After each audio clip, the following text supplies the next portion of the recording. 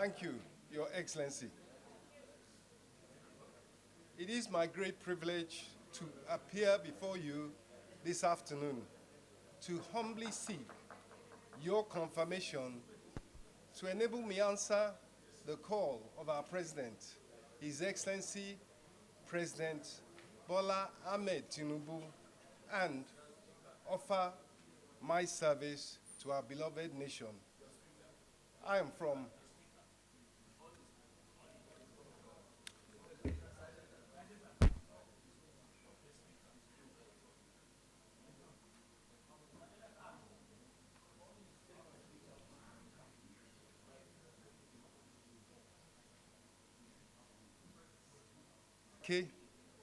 Abeokuta, Ogun State.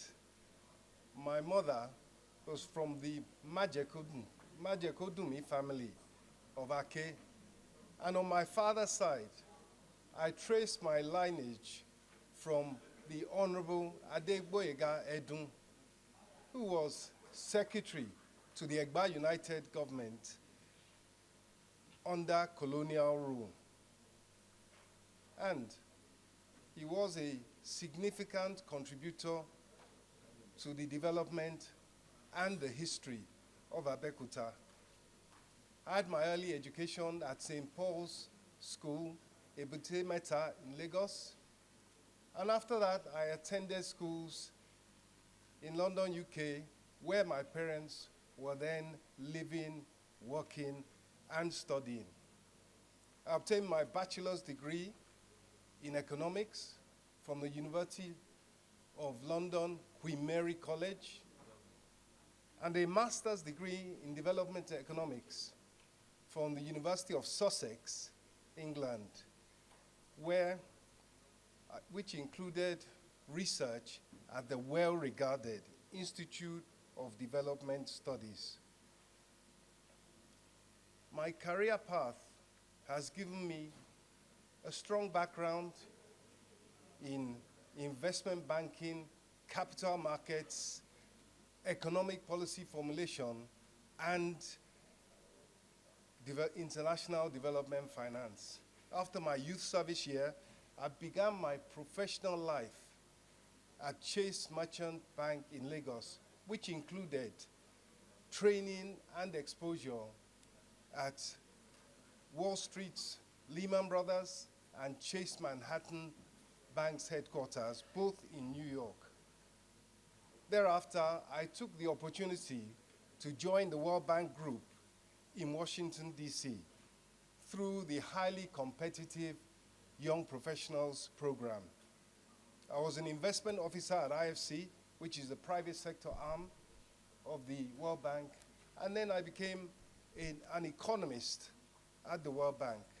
And in that role, I worked on macroeconomic policies and sector policies on Indonesia and India.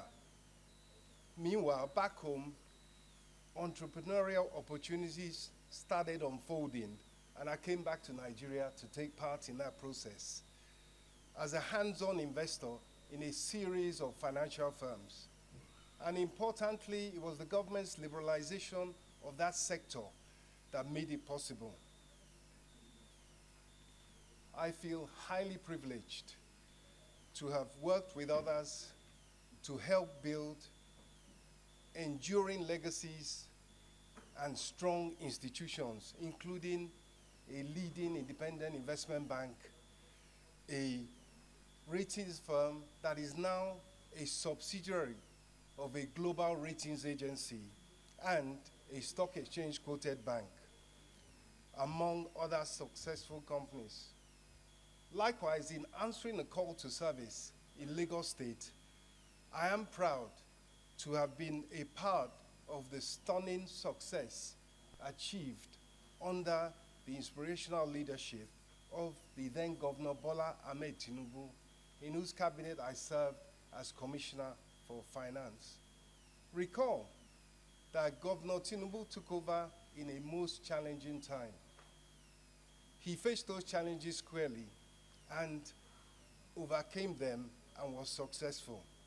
And I played my own part in the design, the implementation, of innovative, homegrown, technology-driven solutions that increased the resources available to government, grew the revenue in large quantities, and thereby gave government the wherewithal to spend on infrastructure, social services, and of course, job creation. And there are parallels today. We all know that these are challenging economic times, and they also need to be confronted, to be wrestled with, and to be defeated in an effort to build a competitive economy. Aside from economics, may I say that I have engaged in youth empowerment. I am involved in the International Award for Young People Nigeria, which runs the Duke of Edinburgh's award. And having been a national amateur boxing champion during my student days, I hope you are not too surprised at that. I've taken great interest in working with the state boxing associations in Ogun State and Lagos State to channel the energies of young people in the right direction. Your Excellency, distinguished senators, let me conclude by saying, in my view, and I'm sure in the view of so many, Nigeria is too well blessed with resources, both human and natural, not to be successful.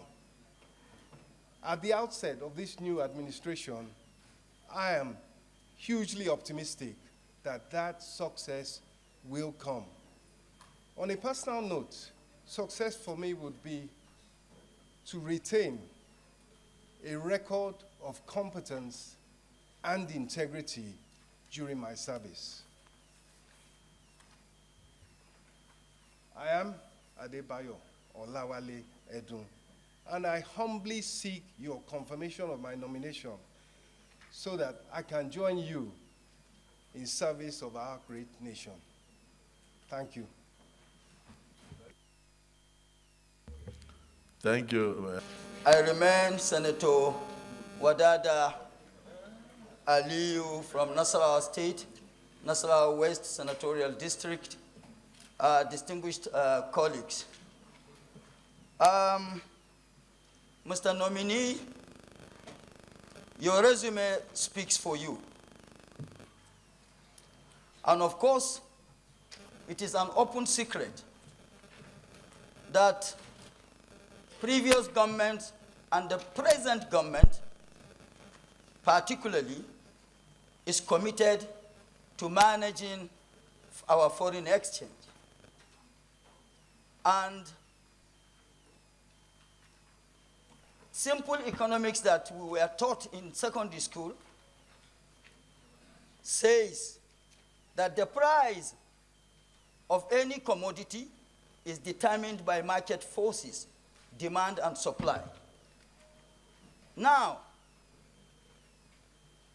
what would you do differently? Here, demand and supply. For us to supply, we must have what to supply. And the real sector in Nigeria is in comatose. What would you do differently to either see to the resuscitation of the real sector so that the polity will be productive and we will have what to supply so that we earn foreign exchange and beef up our foreign reserve? Otherwise, if that will not be done within the quickest possible time, what other means would you, if you emerge or eventually become the Minister of Finance, for the market forces to be balanced so as to manage effectively the foreign, our foreign exchange? Again, what will you do differently to ensure effective link between fiscal and monetary policies for effective outcome? Because really and truly, the fiscal and monetary policies so far, where we're coming from, they haven't really been really interconnected for effectiveness of the economy. And then again, what would you do differently to ensure the shock in our balance sheet of our, in the balance sheet of our debt portfolio? Thank you very much, Mr. Nominee. And before I sit down, as an elder polo player, to me, I say eyes on the ball. The chair, very distinguished colleague, I quite agree with my colleague who fired the first salvo to ask questions. And because of the pedigree of the man standing before us this afternoon, who has been involved in so many achievements that Lagos as a state has recorded thus far, I strongly believe coming to the center stage is another great opportunity to showcase what is capable of doing in trying in assisting the current economic woes of our great country, Nigeria. Mr. President, before us is Mr. Adebayo Olawale Edun, who, according to his submission, which everybody have listened to, is from Ogun State, Ake precisely, the Ogun Central, and a senator representing Ogun State. And on behalf of the three of us, we are presenting to you a man who is not only committed, but who is dedicated to his job and who has proven this over the years. Currently, is working with the present government as special advisor on monetary policies. And within the shortest time of assumption of this administration, the major economic reform that have been proposed thus far, which we believe in the long term will yield the desired fruit, which we all as a Nigeria are expecting. I strongly believe that this man will do all within his capacity to assist this present government to turn around the fortune of this country from the economic angle. And we in Ogun State strongly believe that this is one of our best. And we are presenting to this Senate that we're in total support of his nomination and further confirmation by this Senate. And we seek the understanding of our colleagues to please join to support Mr. Adebayo Olawale Edun as a minister of the Federal Republic of Nigeria. I so submit, distinguished colleague. Thank you. Presenting Gombe Central, Gombe State. Mr. Nominee, I stand here to support you. I stand to support all the submission given by my colleague, Senator Solomon Olalimeko. Mr. Nominee, I know you way back in the year around 2000 when you were the Commissioner of Finance, Lagos. And you people from Lagos, led by you, came up with the idea of bringing in Enron company to stabilize the power system in Lagos. And I remember you are one of the key people that I was Minister of State for Power, who had series of meetings with you, and you defended fiercely the introduction of Enron to stabilize the power in Lagos State. Mr. Nominee, if by chance Mr. President appoints you either as a Minister of Finance or Minister of Power, what would you do? Will you go back to the Enron style and bring back something bigger than Enron to stabilize the Nigerian power system? Or what would you do differently to ensure that we have stable electricity in this country, without which we'll never have stable and vibrant economy in the country? I so submit. Thank you, but I support you 100%. He's a good person. He's well-grounded, very good. My series of meetings with him were so impressive that when I saw his name, I was very, very much impressed. I know that he will do wonders to this administration. Thank you. Let me start by saying that in Mr. Olawale Edun, for us, it's a good day because in him, we have somebody in whom we are very, very pleased. I don't want to waste time because my colleague, Senator Adeola, has said so much. All I just want to add is that Mr. Olawale Edun have been a professional of no misstanding in the last 35 or 40 years since I've known him.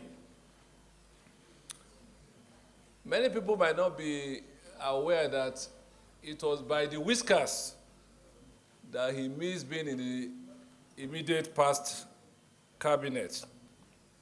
But having said this, I'd like to ask Mr. Edun a simple question. It's common knowledge that Nigerians' debt today is in the region of about 40 trillion naira. When you add the ways and means to that, probably another 20 trillion naira is there. I'd like to know what your thoughts are and how you think we can get out of this debt quagmire. Having said that, Mr. President, sir, I have no doubt that Mr. Olawale Edun is one of the best in his generation. Thank you for this opportunity. Thank you. Distinguished Senator Salisu Shaibu Afolabi. And patriotic favor. My name is Shoaib Afolabi Salisu, representing Ogun Central. Mr. President of the Senate, distinguished colleagues, at a point in our history like now, we require a man like Wale Edun. If some of you were aware of the transformation of Lagos from a state that was making a paltry sum of 600 million naira internally generated revenue in 1999 to billions of naira in the first term of Bola Tinubu as governor, and today is in tens of billions of naira. If you are looking for the man who made that happen, you have the privilege of seeing him here today, is Wale Edun. This man deployed technology to connect all the 38 tax stations in Lagos State, ensuring that the revenues of Lagos were being monitored as they happened. He blocked all the leakages. He streamlined the procurement process, ensuring that the resources of Lagos were utilized. It was when he was Commissioner for Finance that the funds of Lagos State were seized by the then federal government. It was through his ingenuity that Lagos survived that onslaught and he remained afloat among the Committee of State. If you are looking for the man that managed Lagos State economy and it became the 5th largest economy in Africa and certainly the biggest in Nigeria, this is a man with an uncommon combination of public service finance, public service experience. He worked in World Bank, he worked in Chase Merchant Bank, and he has also led a number of other initiatives. Ordinarily, I should join my other 2 senators from Ogun State to plead that you should take a bow. But for 2 reasons, we will ask him questions. It will be a disservice for a man of his experience and expertise, a man that will require the support of the Senate now and then to come here and not build the confidence in you, because the reforms of this administration, particularly in the economic space, will require the support of the Senate. And the Senate must have the confidence that the man they entrusted that responsibility to is capable of doing so. Therefore, he is from Ogun State. When you have a good product, you are not afraid of that product being subjected to interrogation. So we will ask him questions. The second reason we will ask him question is this. This man is most likely, there's no price for guessing, is most likely going to be in charge of our finance and economy. Just yesterday, the president himself addressed the nation. This man that's going to be the anchor man will also have this platform to address the nation. So, Mr. Waledu, I'm proud of you from Ogun Central, from Ogun State. You have a pedigree that we are proud of, both your family and you as a person. What my colleagues would like to know, in summary, how would the renewed hope agenda of Mr. President translate to prosperity for our country and enhancement of welfare, well-being, and wellness of the ordinary citizen? Not just in terms of the growth in the GDP or some statistics of reduction in inflationary rate or reduction in MPC rate. You have done it before. In few words, just get that assurance, build that confidence. You are capable of doing it. Distinguished colleagues, after he has answered this question, I plead with you.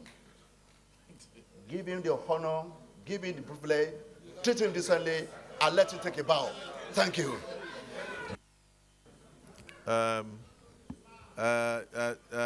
SARS, don't take over the work of the presiding officer.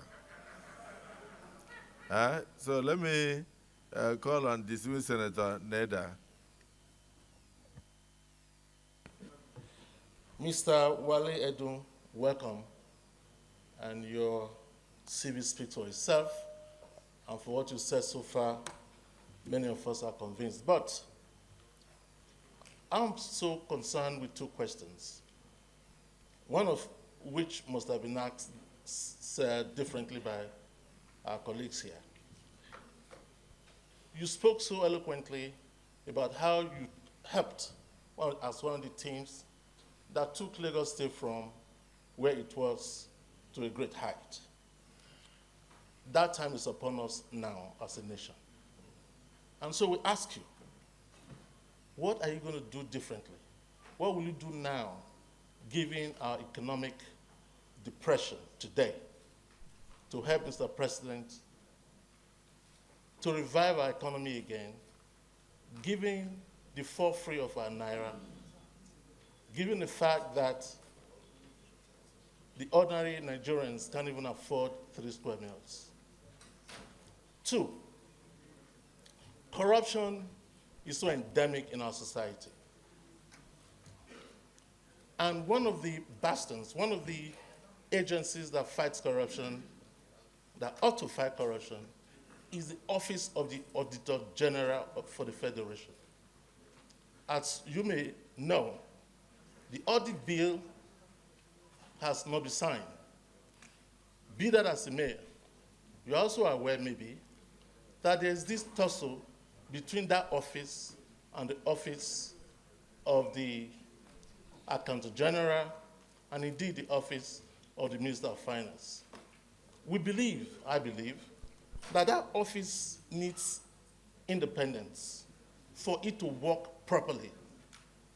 And so I ask, will you be in the forefront to fight to make sure that that Office of the Auditor General will have the independence that it deserves so that it can ably fight corruption and reduce corruption in our country? Thank you. Is somebody that I know very well. So it will be very, very unfair if I don't make my own remarks here. And at the same time, I probably will also be sharing, I'll be asking him to share some thought with us. Number one, let me acknowledge that, number one, it was my senior in banking. So people like us grew up in banking to know him. And from his CV, you can attest that he's an accomplished banker. Equally, he was my predecessor as the former Commissioner of Finance in Lagos. As you are all aware, I was also a Commissioner of Finance, but years after he had passed through that particular corridor. And part of the major legacies that he left behind is part of what we rode on and continue to improve the lot of Lagos, and which is still continuing till today. So in Mr. Edun, I see a well-accomplished professional, but there is a part that people, my colleagues, so I join and I support everything my colleagues have said as well. But there's a part that I think has been conspicuously missing, which is the fact that he's equally a grassroots politician. I can attest to that. And I also must also attest to the fact that even in this current dispensation, this current administration, I have worked closely with him. So I support his nomination, just like everybody had done, but I also would like to ask him a question, or not necessarily a question, but I would like him to share some of the reforms that this current administration has embarked upon, because I happen to know that he's also a part and parcel of all the reforms that we are beginning to see. And specifically, I would like him to speak to the issues around the macroeconomic distortions that this current administration is trying to confront and improve upon. So, Mr. President, my distinguished colleagues, I support Mr. Edo's nomination, and I plead that we all support his nomination. Thank you, Mr. President, and my distinguished colleague. President sitting as chair, my respectful distinguished colleagues, and the nominee. Just I join other colleagues to congratulate you for the nomination, and we believe that is one of the best choices that this country will make. I have just a question, and it's related to the fiscal policy. Government responsibility is to cater for growth and stability. It also should concern itself with allocation and also the distribution of such resources, generating the resources in terms of revenue, and then coming to the budgetary system. Looking at what has been going on, and with the perspective of what we were able to achieve in the 9th Senate, with the cycle of budget coming from the beginning of the year to the end, there is a kind of lacuna I have seen, which always make us to amend the Appropriation Act, either the supplementary or the main act, by many months into the preceding year. Into the coming year. In my view, or in your view, but let me take my view first. I feel it's like correcting an anomaly and then bringing it back from another corner. As a country, if you look at our budgetary system, compare vis-a-vis the revenue, the distribution, and the allocation of these resources, do you still think the budgetary system we are adopting at this moment is good for this country? Thank you, Nominee. Of our distinguished senators that have spoken have spoken about the exploits of this nominee in Lagos. The exploit relating to how the team that was headed by our current president rejuvenated the economy of Lagos to success. Now, as a principal person in that team, one of the most important, critical actors of that theme. Now, I want to know if you are eventually confirmed and you become the Minister of Finance, how are you going to apply the techniques that you use in that period that you serve as Lagos State Commissioner of Finance in bringing about economic prosperity to our country? That is, replicating what you did in Lagos at the national stage. I know you do that, but just in summary, because I know it's going to be a full-scale kind of explanation, but summarize. Number two, I know we operate a federal system of government in this country, but how are you going to a kind of draw the attention of our various subnationals to toe the line exactly, just like what you did in Lagos, in the area of revenue generation? Because a lot of our states are suffering from that, to lack of being able to exploit their full potentials in terms of generation. How? Though we operate a federal system, it's not something that is mandatory. But as a Minister of Finance, how are you going to help in bringing them to follow the line that you use in Lagos? Thank you and congratulations. Leader of the Senate, turn round, thing, that you are very qualified and they are pouring accolades. I wanted to hear those who have negative things. I have not heard. Okay, so in the absence of any negative thing, I would like you to posit answers, which if you listen very well, you'll notice that all the questions dovetail into one. How are you going to do what you did in Lagos here so that Nigeria can benefit from you? But mine, I want federation and that of Accountant General of federal government, because you have the consolidated revenue post. Money goes in there for the entirety of the federation, right? Then you also have the federal government account. So when we go to FAC, federal government gets its own share. So the federal government should have Accountant General of federal government of Nigeria, who will take care of the percentage that goes to the federal government of Nigeria. Then the entirety of the money that will go into the federation, the consolidated revenue account of the federation, to be shared to the federal government, the states, and local governments. Are we thought that should also be managed by the Accountant General of the federation? But right now, only one Accountant General for both the federal government of Nigeria and the Accountant General of the federation. So there are times that we are now, sometimes the federal government tends to spend money that really should have been spent by the three-tier of governments. And so the result is that there is it's almost like a unitary expenditure framework. So what will be your view if you are given the portfolio of Minister of Finance? Will you want to have that kind of separation? Because these Allo chambers will be very glad to help you in minutes.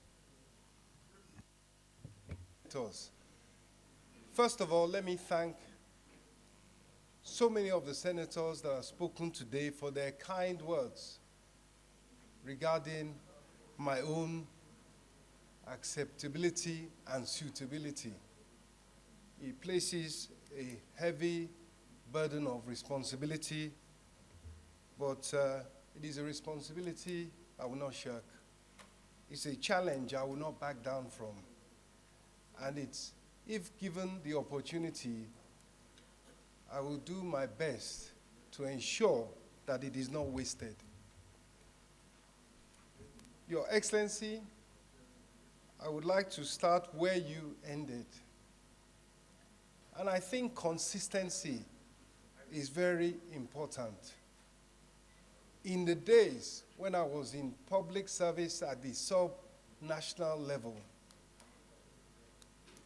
I did, under our president, then Governor of Lagos, advocate that there should be a separation between the Accountant General of the Federation and the Accountant General of the federal government. I would like to reserve the right to review and reaffirm that the situation still remains what it was then, which led to that position being taken. However, I will say this. when we see the kind of difficulty that leads to reconciliation upon reconciliation and disagreement between the fiscal division of resources between the federals and the state, definitely there is need for more resources to ensure that the financial relationship between the federal and states and local governments is kept up to date and constitutional. Having said that, may I now go back to what was a plethora of questions regarding the economy. I do not want to take your time, your distinguished senators. Senator Abiru, a very good friend, had indicated that it would be useful to say where we are in terms of economic reform, given that Mr. President has been in office for 2 months, and in that period, I think you will agree with me, he has done a lot. But let me first of all summarize. Much has been said about what happened in Lagos regarding its economic and financial turnaround. In sum, there were 4 things. First of all, there was a commitment to technology. Technology was unsparingly and ruthlessly and robustly used to help increase revenue generation by blocking loopholes and increasing efficiency. Secondly, and in the same way, there was total computerizations of the operations of government. In effect, that was civil service reform by another name. Thirdly, there was reliance on the private sector and private investment to drive the economy. And fourth, there was efficient use of the financial markets. Lagos was put in a position financially in terms of its records where he could access the domestic financial markets for long-term financing. That, in a nutshell, what was done in Lagos, and clearly much of it is repeatable at the federal level. As regards the state of the economy, let us remember where we have come from. In 1990, the wealth, the income per capita, the GDP per capita of Nigeria was higher than that of China. As recently as 1990, today, Chinese per capita income is $13,000 nearly. Nigeria's is just over $2,000. So you can see the gap that has opened up. And the reason why was that production growth was stalled by insecurity, by inflation, and by wasteful government expenditure to a large extent. However, in the last 2 months, there really has been a turnaround in the Nigerian economy, which is room for tremendous optimism. The senator from Ogun, Otumba Benga Daniel, talked about debt. When you look at what has happened with revenue, it is like having a bucket with a hole in it and pouring water in it. The minute you block the hole, the revenue piles up. I'm sure your state governors will tell you that their fiscal situation has turned around, and same with the federal government. It's not quite a question of having so much money that is a question of how do we spend it. But I assure you, there will be a continuous improvement in the fiscal situation at the federal and the state level, and that takes care of the debt situation. owing is not a bad thing as long as you have the revenue to service. And it was and it is the commitment of President Bola Ahmed Tinubu to curtail spending, to curtail inefficiencies, and also to stay within the law in terms of borrowing to finance government operations. The subsidy removal and the exchange rate elimination of multiple windows has left us in a very strong position to go forward. However, and it is the concern that Mr. President has been raising, in the time between the several months that it takes for the benefits of economic reform to come through, there is pain. There's substantial economic pain. And that's why the task of government and the commitment of President Tinubu is to ensure that the poorest, the weakest, and the most vulnerable in society are protected through that period. And distinguished senators, it is not just a job for the federal government.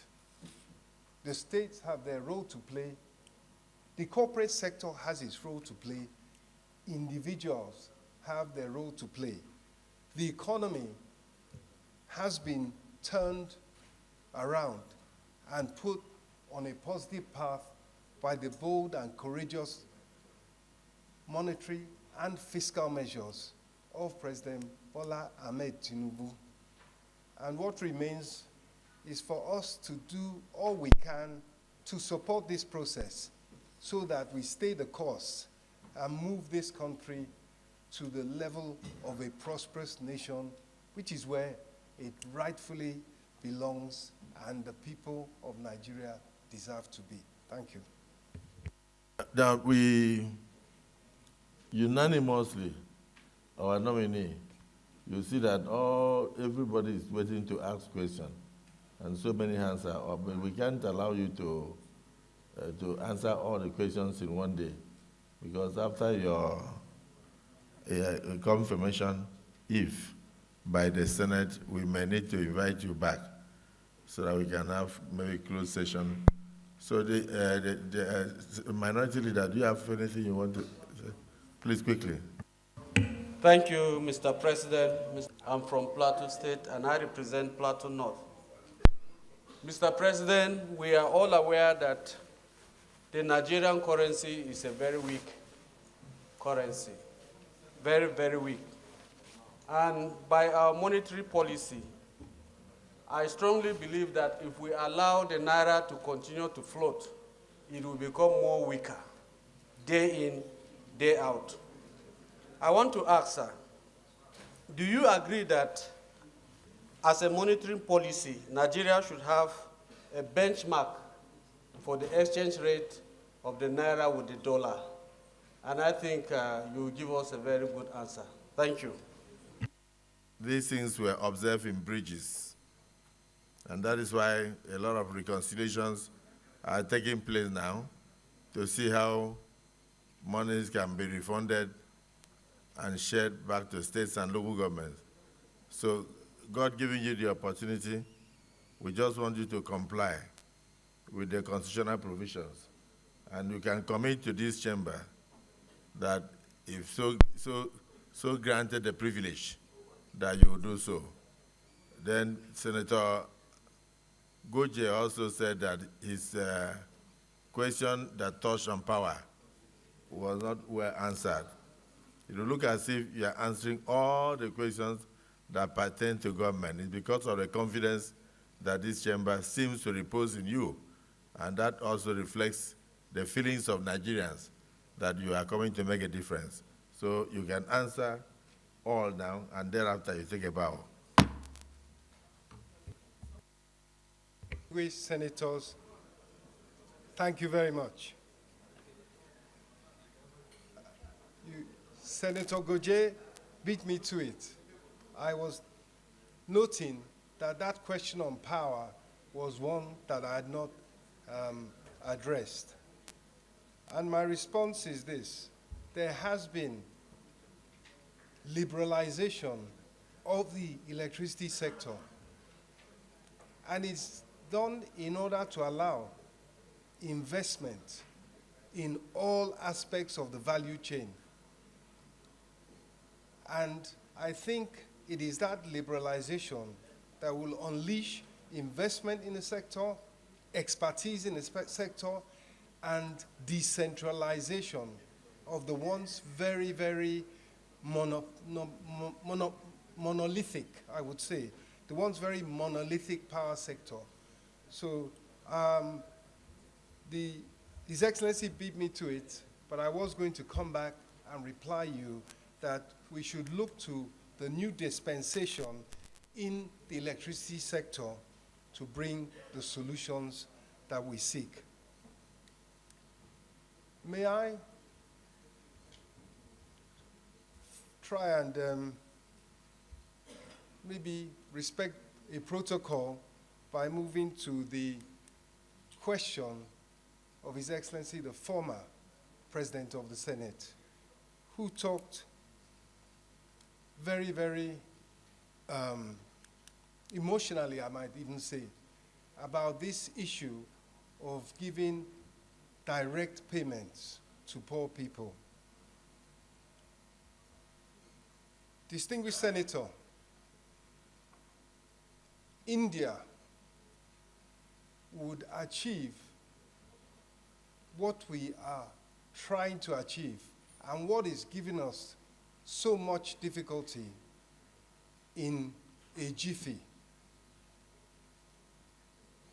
A digital identity for virtually every man, woman, and child in India is what they have achieved, is what is recommended for us.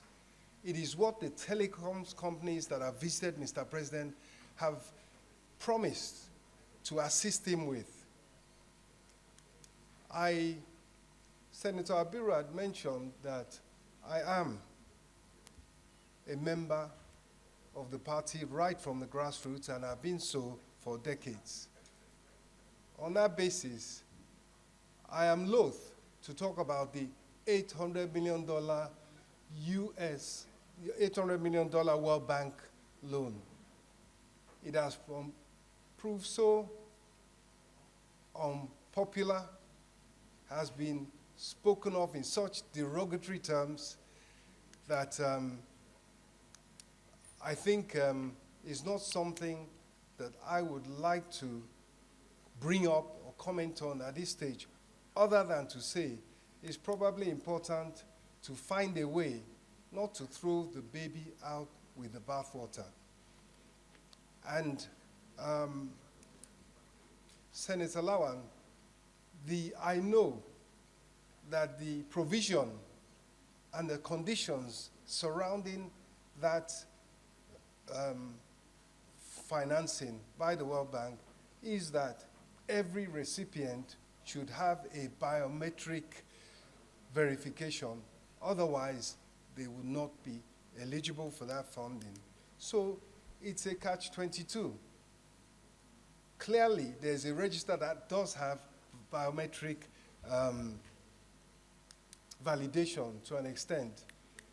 But as you say, sir, we need to do more to reach people outside of the formal financial system, and that, I'm sure, is a goal of this government. On the 500 billion naira supplementary budget, I think that is an appropriated sum. It was an appropriated sum, and therefore it was part of the current budget.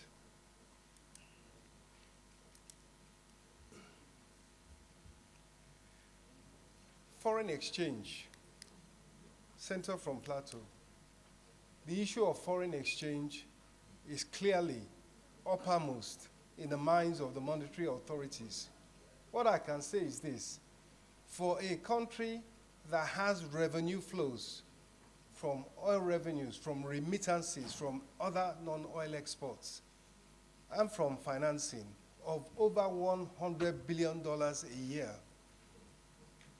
there is no reason that there should not be a stable exchange rate, all other things being equal, and provided inflation is kept under control.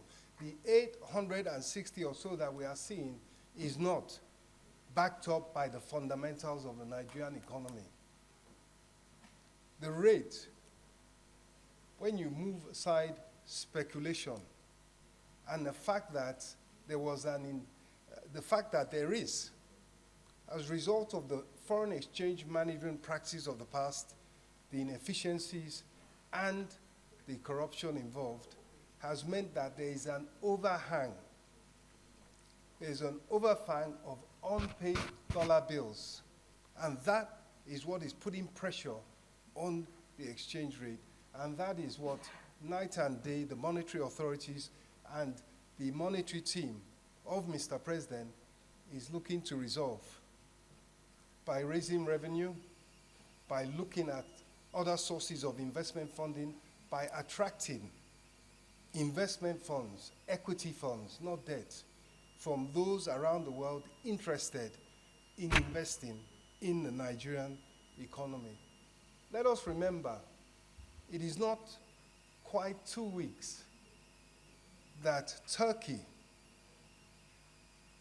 that is by no means a darling of the Bretton Woods institutions, World Bank, IMF, and so forth, in terms of its monetary policies and its economic management.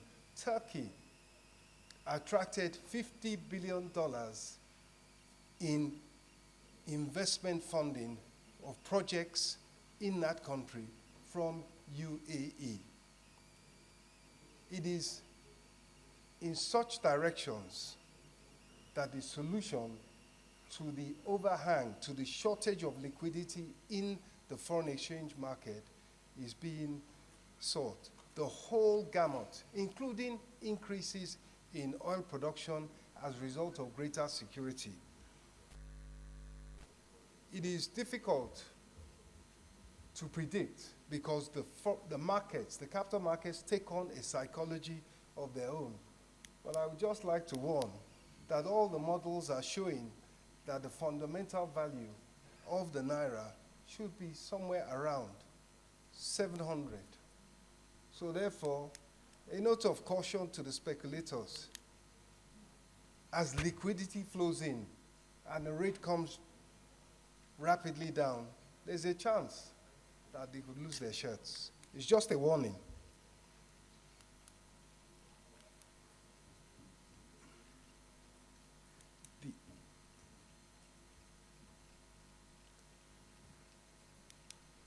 Your Excellency, you did raise the issue of the Consolidated Revenue Fund.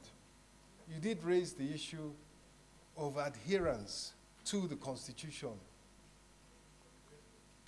His Excellency, President Bola Ahmed Tinubu, is a Democrat.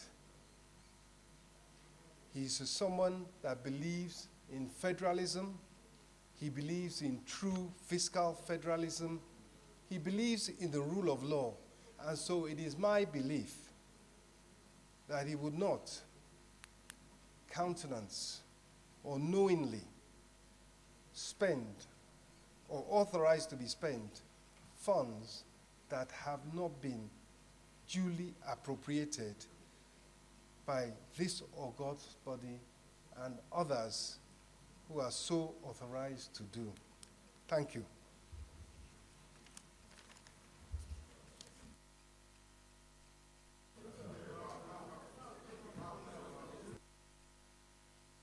Mike.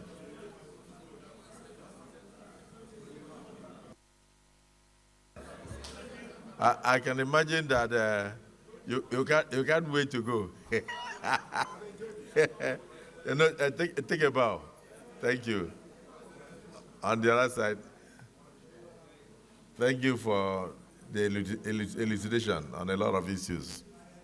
The Senate Leader.